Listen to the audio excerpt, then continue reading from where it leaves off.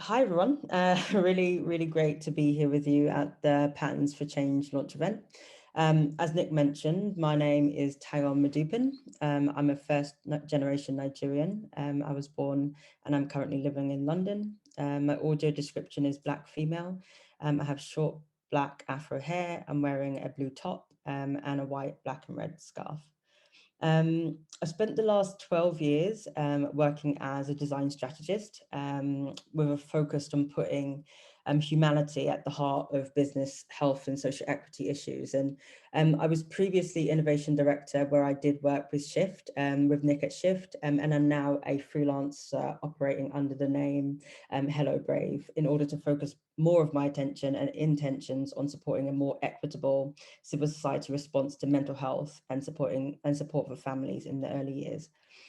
So as was mentioned, through this short talk, I won't be able to see or hear you. So please do say hi and speak amongst yourselves in the chat because it's nice to know you're still out there.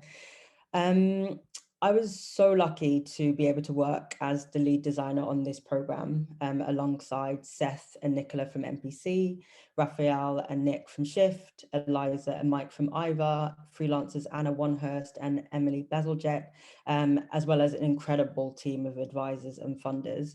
And together we worked with over 200 civil society organizations, thought leaders and funders to shepherd this really important work. So through this work, we were asking how might we define a set of principles that describe and define effective organizational development in nonprofits.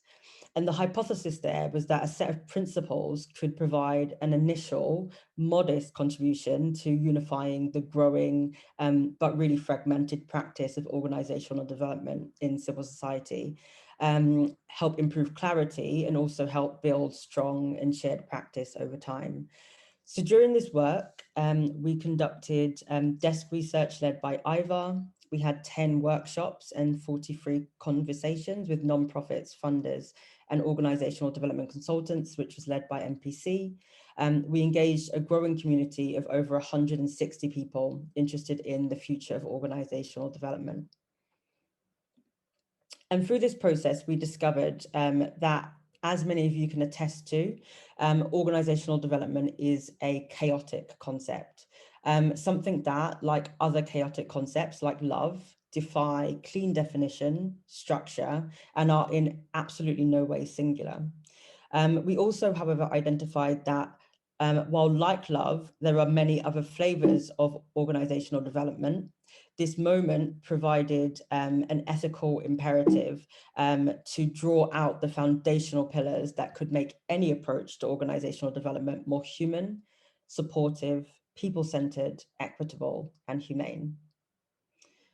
Across civil society, I found that most of the physical and emotional labor that we do to keep going, to keep evolving, to respond, adapt, transition, and even just to stand still comes out of the personal energy and time and well-being of human beings. The process of change is as inevitable as it is exhausting, and it really exposes our insecurities, our hopes, our needs, our desires. It exposes imbalances of power and resource, and it places a microscope on the best and the worst of how we show up for ourselves and each other every day.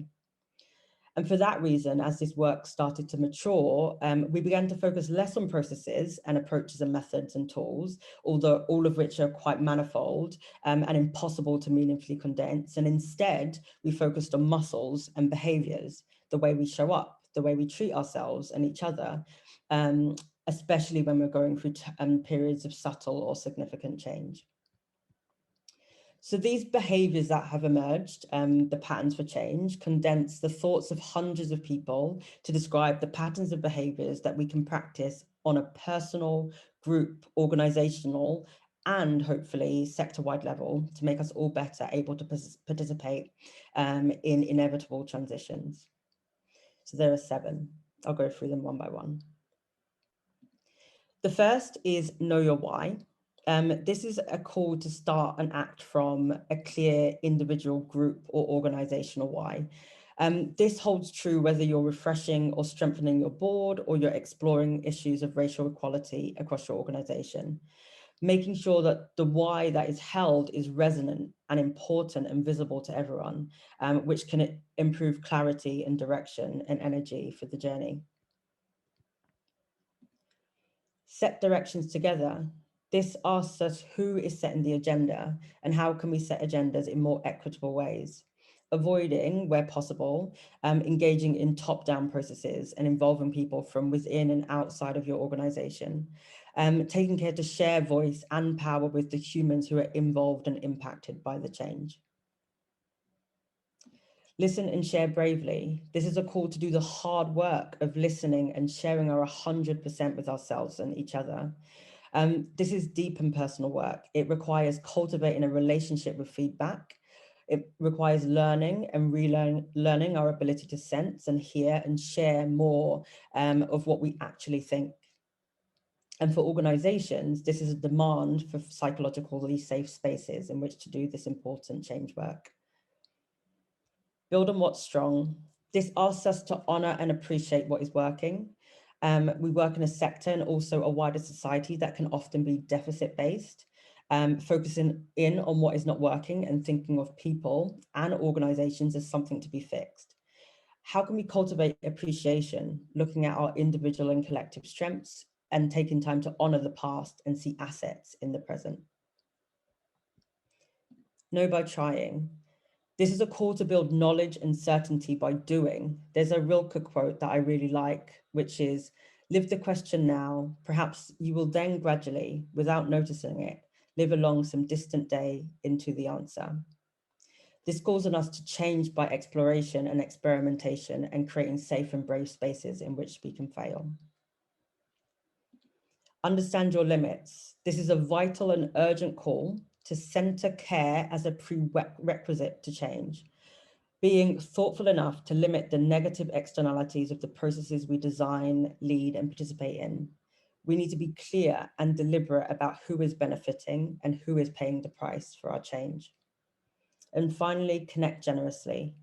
An important invitation to connect and contribute, to see ourselves as more connected than divided, to be open in our approaches, to explore how we are strengthening the commons, ask for support, and commit to leadership that is generous, so that we can each tap into and contribute to the reality of abundance. The behaviours, as you will have seen, draw from concepts from permaculture, regenerative design, radical care, design justice, and more, weaving together concepts that aim towards a healthy collective future, where the way we show up begets the environments we create, begets the change we can make, and so on. We hope that they help each of us to reflect on how we show up during times of change and how we, nonprofits, consultants, coaches, and funders alike, are each strengthening and sometimes weakening one another's ability to commit to these behaviours over time.